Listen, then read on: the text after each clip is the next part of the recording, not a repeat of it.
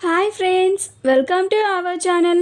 భానుమతి మా ఇంటి Mahalakshmi serial next ఎపిసోడ్లో ఏం జరగబోతోందో ఈ వీడియోలో చూసి తెలుసుకుందాం. పార్థు తనకి దూరం అయిపోతున్నాడని బాధపడుతున్న భువన అసలేం జరిగింది అని తెలుసుకోవడానికి ఈ వీడియోని స్కిప్ చేయకుండా ఎండ్ వరకు చూసేయండి.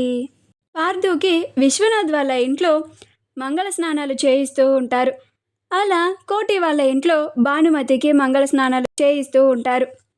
రెండు కుటుంబాలు చాలా సంతోషంగా ఉంటాయి. పార్థుని వాళ్ళ అన్నయ్య, బాబాయ్, పిన్నిలు చాలా సరదాగా ఏడిపిస్తూ ఆడుకుంటూ ఉంటారు. అది చూసి బలరాం రేయ్ రేయ్ అని అంటూ బలరాం కూడా చాలా సంతోషంగా ఉంటాడు. శారద తన కొడుకుని చూసి మురిసిపోతూ చాలా సంతోషంగా ఉంటుంది. కానీ భానుమతి మాత్రం పెళ్ళి ఇష్టం లేకపోవడం వల్ల, బలవంతం మీద ఈ పెళ్ళికి ఒప్పుకోవడం వల్ల తను మొహంలో చిరునవ్వు కూడా లేకుండా అలానే బాధపడుతూ దిగులుగా మౌనంగా కూర్చొని ఉంటుంది. ఎవరితో మాట్లాడకుండా అలానే ఏమీ చేయలేని నిస్సహాయత పరిస్థితుల్లో ఉంటుంది. కుటుంబం అంతా చాలా సంతోషంగా ఉండడం చూసి భువన, చూసావా అమ్మ, బావకి ఎట్టకేలకి ఆ భానుమతితోనే పెళ్ళి నిశ్చయించి ఇప్పుడు పెళ్ళి జరిపించడానికి కూడా ఎంత సంతోషంగా ఈ వేడుక జరుపుతున్నారు. అసలు బావ పక్కన ఉండాల్సింది నేను కదమ్మా. అసలు వీళ్ళంతా నన్ను ఇంతలాగా బాధ పెడుతూ ఇలా వేడుక చేసుకుంటూ ఉంటే నేను చూడలేకపోతున్నానమ్మా అని అంటూ ఉంటుంది. అప్పుడు శాంభవి, నాకు అంతే ఒళ్ళంతా మండిపోతున్నట్టుగా ఉంది భువన.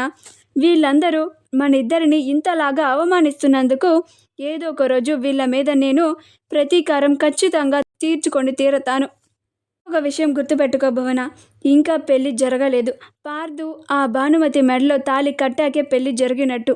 ఈలోగా ఆ దేవుడు మనకి ఏదో ఒక అవకాశం ఖచ్చితంగా ఇచ్చి తీరతాడు. అది మనం ఉపయోగపెట్టుకొని ఈ పెళ్ళిని ఖచ్చితంగా ఆపుదాము. పార్థుతోనే నీ పెళ్ళిని నేను ఖచ్చితంగా చేస్తాను. బాధపడకు భువన అని అంటూ ఉంటుంది. భువన, సమయం గడిచే కొద్దీ నాలో నమ్మకం తగ్గిపోతుందమ్మా. బావతో నా పెళ్ళి జరుగుతుంది అన్న ఆశ కూడా చచ్చిపోతోంది. నా మనసు చాలా బాధపడుతోంది అని అంటూ ఉంటుంది. నా పెళ్ళిని బావతో జరిపించడానికి నువ్వు శక్తి అత్తయ్య దగ్గర సహాయం అడిగావు. కానీ ఈ పెళ్ళిలో అందరికన్నా ముందుండి శక్తి అత్తయ్యనే హడావిడి చేస్తోంది. అది ఇంకాస్త నాకు బాధగా అనిపిస్తోందమ్మా అని అంటుంది. అప్పుడు శాంభవి, నేను నీకు ముందుగానే చెప్పాను కదా భువన, ఎవరు ఎలాంటి పరిస్థితుల్లో మారిపోతారో మనం అంచనా వేయలేకపోతున్నామని అని అంటూ ఉంటుంది. ఈలోగా శారద, శాంభవి అని అంటుంది. అప్పుడు శాంభవి ఎక్కడ శారద వాళ్ళ మాటలు వినేసిందో అని భయపడుతూ, చెప్పు వదినా అని అంటుంది. అప్పుడు శారద, పార్థుకి నువ్వు కూడా నలుగుపెట్టు శాంభవి అని అంటుంది. అప్పుడు శాంభవి, వస్తున్నాను వదిన అని చాలా కష్టంగా పార్థుకి నలుగు పెడుతూ ఉంటుంది. పార్థు చాలా సంతోషంగా నవ్వుతూ ఉంటాడు.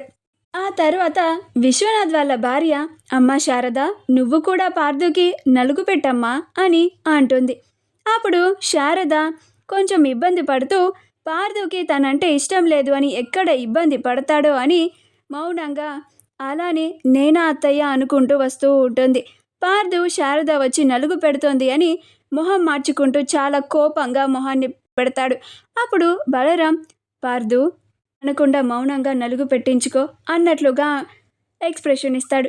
అప్పుడు పార్థు మౌనంగా ఉంటాడు. అలా శారద పార్థుకి నలుగు పెడుతూ తన కన్న కొడుక్కి ఈ కార్యం చేస్తున్నట్లుగా చాలా సంతోషపడిపోతూ ఉంటుంది.